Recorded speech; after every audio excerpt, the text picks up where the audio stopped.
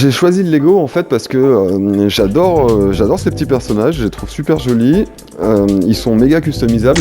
Ce qui est intéressant, c'est que justement on peut prendre la tête, le corps, les jambes, les modifier, il y a plein d'accessoires et il y a surtout plein de têtes différentes. Donc lorsque j'ai besoin d'avoir quelqu'un qui a un caractère un peu plus triste, un peu plus méchant, je vais pouvoir trouver ça dans le Lego.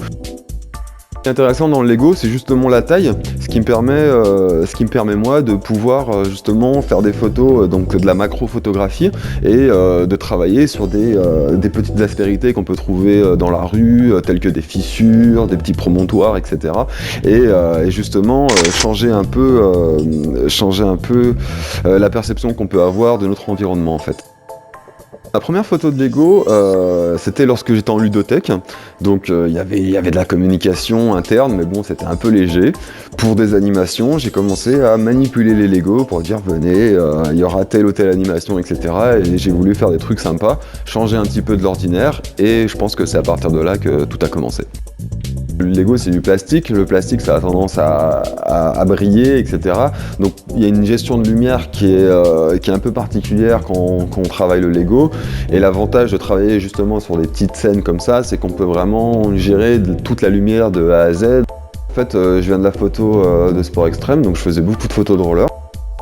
J'ai tout appris d'une manière autodidacte et chaque fois que je photographie, c'est un peu d'une manière plutôt archaïque. J'utilise des lampes de poche pour la lumière, j'utilise des objets de récup pour la plupart de mes scènes.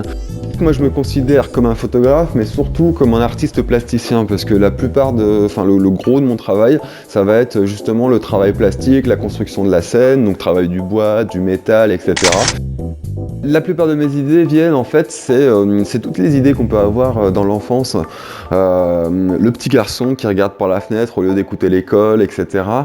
Toutes ces idées elles viennent là en fait. Par exemple, tu te retrouves avec ta gomme, ton personnage il va vouloir couper la gomme en deux, etc. Voilà,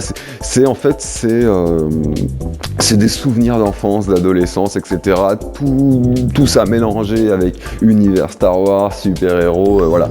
Geek culture, street culture, et voilà, et souvenirs d'enfance, c'est un peu un mélange de tout ça. Après, la question qu'il faut se poser, c'est pourquoi les autres deviennent adultes? Puisque finalement, on est tous des enfants, devenir adulte, c'est juste faire une croix sur pas mal de choses. Moi, je pense que j'ai pas fait de croix sur ces choses-là, quoi.